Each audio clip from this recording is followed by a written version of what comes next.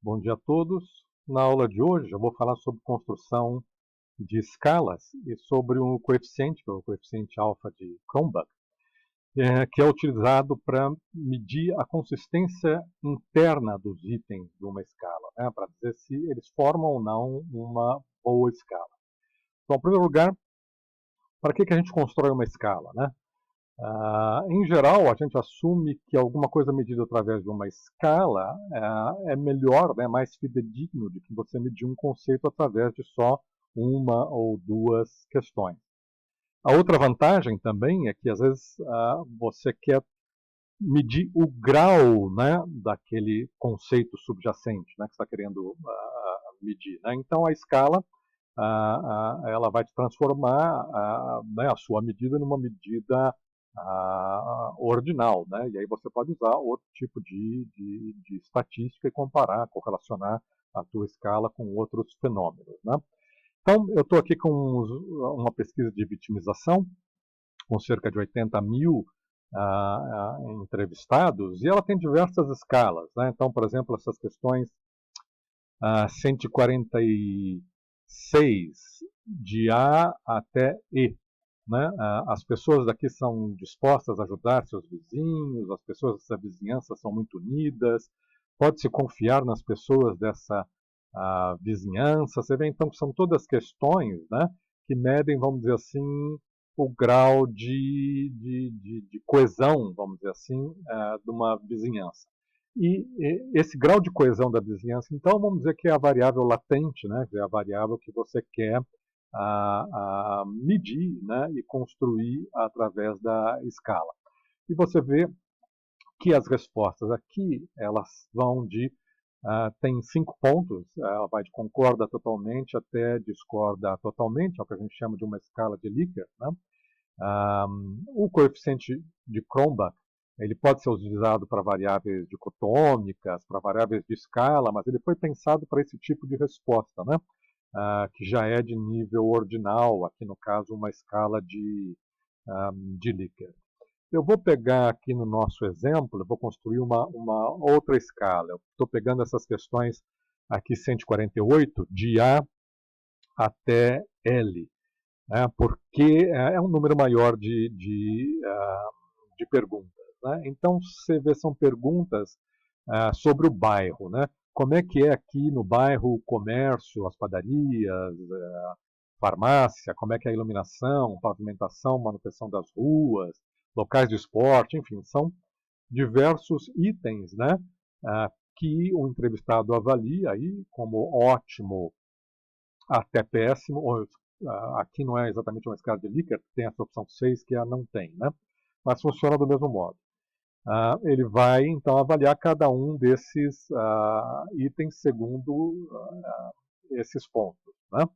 E deixa eu mostrar para vocês aqui como que é a planilha. Então, nos meus casos, estão aqui na linha, né, na coluna de A a L, estão os itens da escala que eu quero formar. Pega, por exemplo, esse indivíduo número 1. Né? Você vê que ele responde bom, bom, regular, regular, não tem, bom, bom, ótimo. Ele quase não usa aí ruim ou péssimo, né?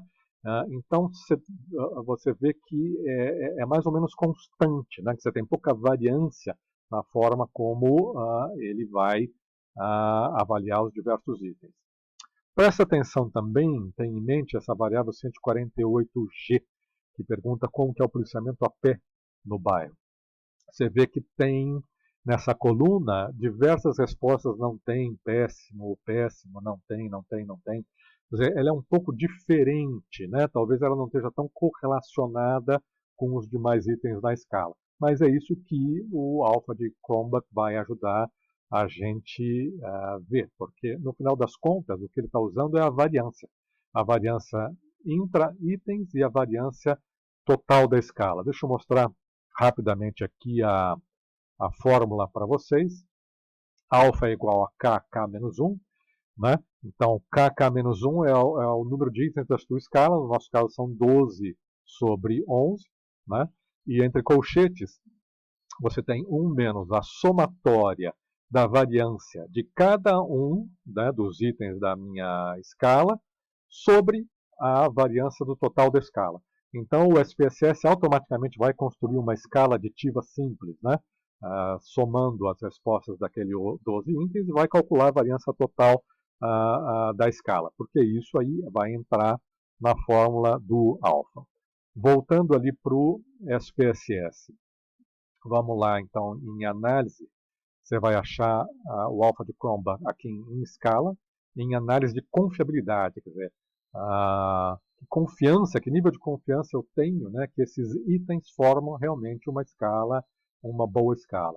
Eu já selecionei aqui, são todas aquelas questões 148, de A até L. Eu estou pedindo aqui o modelo alfa, né? Depois eu poderia entrar, se tiver tempo, em outros modelos, por exemplo, dividir pela metade. Essa é uma tática, né? Para você ver se sua escala é boa, você divide a sua escala ao meio, né, aleatoriamente, e vê se a média, a variância dela é igual, né, ou muito próxima. Né? Se as duas metades da escala são parecidas, significa que elas estão medindo a mesma coisa. Né? Essa é a lógica. Mas vamos voltar lá. Vamos ficar, por enquanto, no alfa de Cronbach.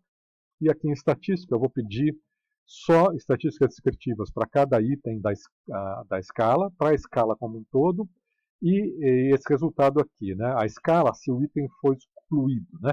Vocês vão ver como que eu melhoro a minha escala se eu excluir algum item que porventura não esteja correlacionado. E vou pedir também a correlação de Pearson simples aí entre os itens da minha escala. Vamos lá. Deixa eu pedir para continuar.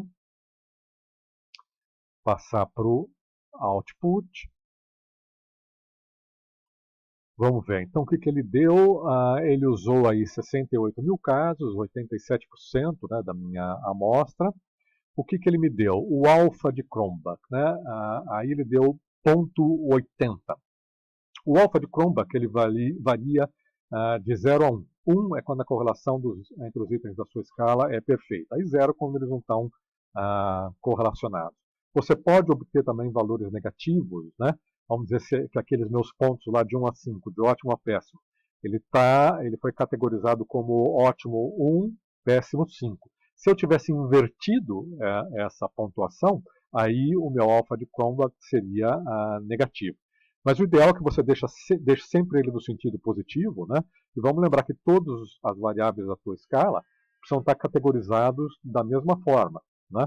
Quer dizer, é muito comum, né, as pessoas escolherem, por exemplo, vamos colocar um monte de variáveis aqui da minha base e ver se formam a escala. Né? Esse procedimento não faz muito sentido. Né?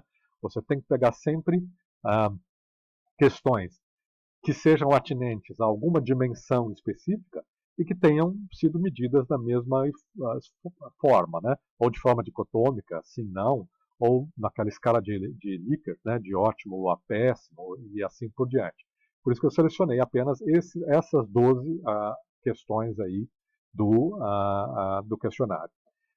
Vamos voltar lá para o meu output, né? Então ele diz aqui que eu estou usando 12 itens, e aí ele vai me dar, então, para cada item, né? Qual é a média. Lembra que vai de 1 a 6, né? A minha classificação ali, de ótimo até não tem, né? Então essa aqui é mais ou menos a média, né, das respostas, o desvio padrão e o N usado para calcular. Em seguida, ele vai me dar a matriz de correlação entre os itens da escala, que já é uma medida interessante. Né? Os itens da tua escala, se eles medem o mesmo fenômeno, né, de formas diferentes, eles têm que estar mais ou menos correlacionados. Né? Então você vê aqui, iluminação das ruas com comércio é 0,30, com pavimentação 0,263, vamos nessa linha. Policiamento a pé, né, que é que eu tinha mostrado já, que tem muitas respostas como não tem ou péssimo, né, você vê que a correlação dele com quase todas as outras variáveis já é um pouco menor. Né? Então, analisando aí a matriz de correlação, você já consegue ter alguma noção de como as variáveis estão correlacionadas entre si.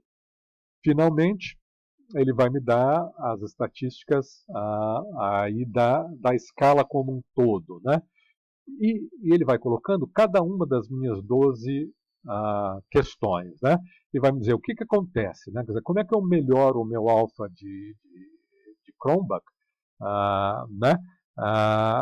Se eu excluir, por exemplo, um dos itens da escala. Ele tinha dado lá, vamos retomar, ponto 805, né? Vamos ver se excluindo algum item. Ó, se eu excluir essa primeira questão, o meu alfa de Cronbach ele cai, né? Então significa que é uma boa questão, vamos deixar. A única que está aqui acima de 805 é um pouquinho, né? 807, que é justamente o policiamento a pé. Então, novamente, ele está me dando uma indicação de que essa talvez não seja uma boa questão para a minha escala, né? Finalmente, ele vai me dar, então, a média e a variância, né, da escala como um todo, que ele já construiu aí por trás, né? Lembra que esse item aí, variância total da escala, entra ali na forma. Então, vamos rodar de novo essa escala, mas tirando agora essa questão do policiamento a pé, né? Pedir para ele rodar. Está aqui. Agora, então, a minha escala tem 11 itens e o alfa de Cronbach subiu para 807. Então, melhorou um pouquinho, não foi significativo, né? Em todo caso, dependendo das questões que você tem, isso às vezes faz muita diferença, né? Quer dizer, você pode ter questões também que sejam redundantes, enfim, você vai fazendo, incluindo, excluindo, ver como é que ficam aí as tuas estatísticas. Mas acima de 0,70, né, um alfa de Cronbach já é considerado como satisfatório. O último item que eu gostaria que vocês tivessem em mente. Não significa, né, que você esteja medindo aí só uma dimensão, né? Para você checar a unidimensionalidade da tua escala, você teria que rodar uma análise fatorial, né? Ou exploratória ou confirmatória. Então vamos, por exemplo, colocar todos esses 12 itens ali numa análise fatorial, ver se eu tenho tempo de fazer isso. Está aqui, felizmente eu já tinha colocado. Eu vou pedir aqui como descritivo só os coeficientes, uma extração de componentes principais, rotação do tipo Varimax, né? E vou pedir para rodar. Depois eu tenho outro vídeo aí na série, né, sobre análise fatorial. Eu peço aos interessados que verifiquem. Mas esse é um procedimento, então, que a gente usa para verificar se a gente está falando de uma dimensão ou de várias dimensões dentro da minha escala, né? Primeira coisa que a análise fatorial me dá, então, é a correlação entre os itens, né? Como já tinha dado o alfa de Cronbach, né? O mais importante aqui é verificar, olha só. Então, a análise fatorial está me dizendo que eu tenho pelo menos duas dimensões, né? Aí tudo que for eigenvalue maior que 1 é considerado um fator significativo. Você tem um fator principal, né, que explica, vamos dizer, 32% da variância, né, dos meus itens, mas você tem um outro fator menor que explica também 9% da variância, não é desprezível, né? Vamos ver quais seriam essas questões que estão no primeiro fator. Esse primeiro fator é que a gente poderia chamar aí de coesão do bairro, né? Então está aqui, vamos ver a matriz rotacionada, o que ele está sugerindo?